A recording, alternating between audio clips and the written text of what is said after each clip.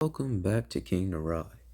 Before we did a all guns and basically what they do and which one you should pick to kind of help you out. Today I say we do Battle Royale and all the different classes for those of you guys who aren't familiar. Because you might say, well, which class is the best? I've heard that a lot from pro players. So let's dive into it. First things first, there are about 4 classes I will classify into today.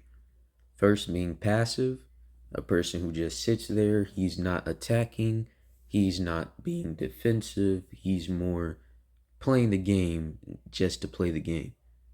Then we have aggressive. That's when you're full on pushing squads, attempting to take them out with ease. That takes a lot of skill to do, and there are a few classes that can help that out. Next, I will say defensive. That is for people who camp in a building and just sit there. Yes, Call of Duty has a few classes that will help you with that. Next and final will be special. Ones that I can't classify in either of those, or ones that can kind of fit between all of them. Anyway, let's dive in. First, we'll start out with probably the smallest class, the special. I would say hacker and smoke bomber fall into that in the disrupt class. Because hacker, all you do is hack them. It just blurs out their screen and makes them unable to use their abilities. So that could help you with pushing aggressive, but it's not really going to help you. You could still easily lose a gunfight. Trust me, I'm talking from experience. Smoke bomber. Smoke bomber can be used to push. It's definitely not defensive, but it can be. If somebody comes in your house, you can throw it and you can see through the smoke, but they can't. So it's kind of iffy. It depends how you play with it. It's definitely probably closer to passive because you can do both of them with it, but we're going to put that in the special class. And by the way, I'm not going to go too into detail because I don't want this to be a long video. So if you want to know more of what they do, if you actually go into Call of Duty Mobile, you'll see like this yellow thing. If you see the word camo on the right side of my screen, then you see like a yellow play button.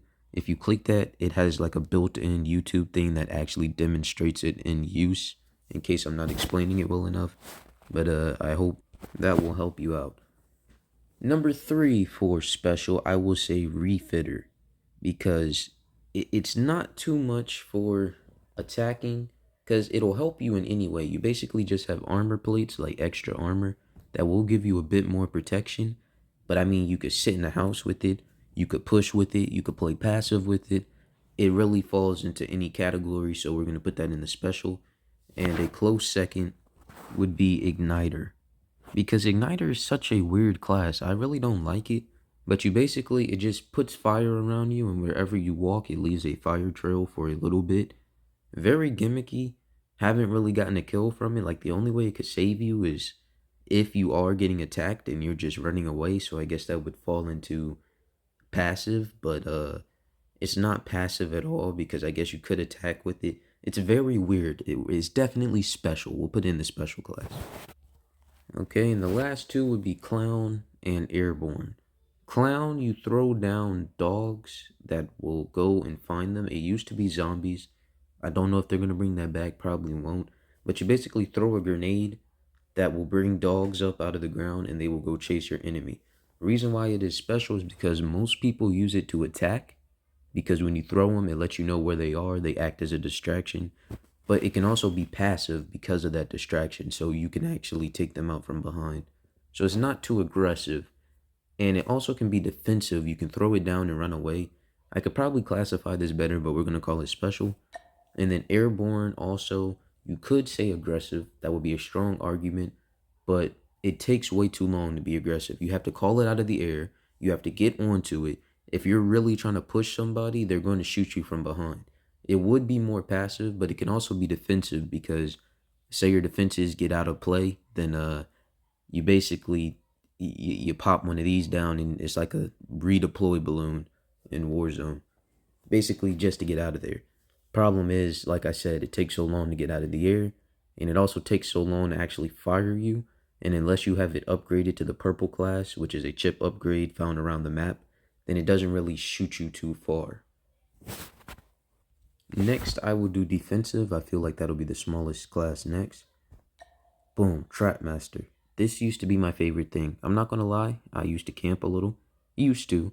But Trap Master, even not for camping, it's just pretty good. It used to be. Because it would literally put an invisible like tripwire. It's very hard to see. And if you walk through it, it becomes visible. It shocks you, takes damage, slows you down, and also tells you where the enemy is that got shocked. This thing was overpowered. If somebody was camping in a house and you ran into one of these, you're not surviving. You may, if you have teammates, but I'd say 99% of the time you're dead. Like, this thing almost never failed. I'm not going to talk about the past, though. What it does now, it just shoots like a trip mine that slows them down and lets you know where they are. Doesn't deal damage, does slow them down, does let you know where they are, but it's also not like an entire electrical fence. It's not like a fence, so they have to actually walk in a smaller radius for it to trigger. You can't like guard an entire door. You'd have to put it in between the door, and it's much more visible than the other one because trip mines have the light on them, and light is very easy to see in Battle Royale. But that used to be the thing. That was definitely defensive. Next will be medic, because medic, you basically put down a little circle that heals you. You're not attacking with this. I mean, you can push and then put that down, but they're still going to kill you. It's not really a good class, not at all. I wouldn't suggest using it, but if you are camping with like a team, say it's 4 of you, one of you are running Trap Master, and the other ones we'll get into soon, then you could put this down. It could save you. It could heal some stuff. I'm not sure if it can heal the, I wonder if it just heals your teammates or does it heal their supplies as well? Because you might be able to heal, well, we'll get into it. Anyway, though, I will put this defensive because it's not passive. I mean, you can attack with it, but it's not going to save you. Definitely a defensive thing. Now we'll actually go into the class of defense. And yeah, you have defender that sets up a shield. That shield also deploys a flash, which does kind of make it aggressive. But I mean, it's a shield that you put up, so we're not going to put in the aggressive class. Now, I have seen tricks. I've seen myself be driving in a vehicle, somebody put this shield down, it completely stops the vehicle, deploys a flash on you, and at that point, you're pretty much done if you're in a vehicle. Now, I will say this is defensive because that also is defensive. If you're about to get ran over, you defend yourself from that, but in a house, it's not going to work out too well, but it's still going to be defensive. Desperado is also next because Desperado, my friend, puts down a shield turret. Not only that, but if you get knocked down, you can actually shoot to come back alive. So this is more of a passive thing, but it's also defensive. We're going to keep the actual class and not the passive abilities. So this is defensive, puts down a shield turret. Say you have your friend downstairs with trap masters protecting the bottom, you upstairs with the shield turret just looking down, and if anybody comes to that house, ooh, it's gonna be fun. Alright, the next class we're gonna be doing is passive. Probably the biggest of all of them. Here's why. Trickster is definitely one, because passive, Trickster isn't really gonna save you.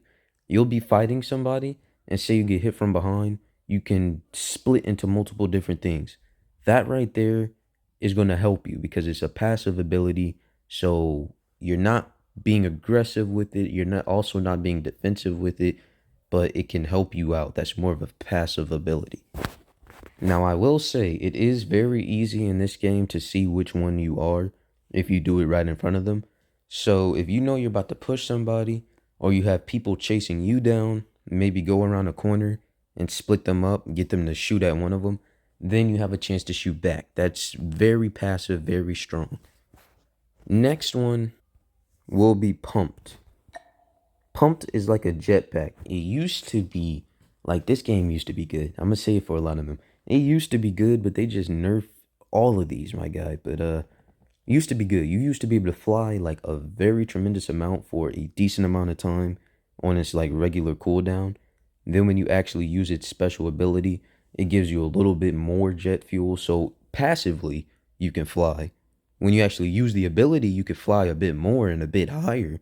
And then if you get the chip upgrade, oh boy, it's fun. Or at least it used to be. Now, the white thing barely even gets you anywhere. Like you can't even get to the second floor of a roof without having to actually climb up onto it. So do I think that was necessary? Yeah, because this thing, I will say passive because you could be in a fight and somebody be shooting at you, you could fly up and still be able to shoot them, and it's hard for them to actually land those shots. You're not being aggressive with it because it's not really too pushy. You can fly up onto a roof and sit there. That's passively. Anyway, definitely passive. Would I recommend using this one? I would back in the day. This used to be my guy, but if you know how to use it, yeah. Okay, next is spotter. I say this is passive because it can be used defensively, but not really. If you're camping a house and really being defensive, you're not going to want somebody in there that's just going to be able to explode outside. You want him to actually bring value to the actual house that you're camping in. This thing can call in an airstrike. So aggressive, no, because if you call in an airstrike and then you try to push somebody, you're going to get hit by your own airstrike. So it can't be aggressive, but it can be passive. You see, you can be doing your own thing, which is what the passive, my definition of passive, you do your own thing, and it's just something to kind of help you do that. Like, it's not to assist you in attacking, it's not to assist you in defending, it just kind of helps you play your own game. If you get what I'm saying, I don't know how to explain it, but that's the best I can. This right here does that. If you push somebody, you're shooting at them, you lose that gunfight, but you know where they are and they don't push you, you could call that in on them. If you know where somebody is and they don't know where you are, you could call that in on them, then push them and play your own game. It's a very passive type of thing. It is pretty good. When you have it on purple, it's hard to escape. If you land it on side of them and they don't have a building protecting them, it's hard to escape without a vehicle. So definitely a solid passive ability. All right, the last two is Scout and Mechanic. Scout is pretty cool, pretty cool. You shoot it down and it shoots a sensor dart that lets you know where everybody is, then it explodes, not dealing damage. The clown, I forgot to say, I don't know if I did. When you throw that grenade that calls in the things and it plays music, once it's done, it actually explodes, dealing like grenade damage.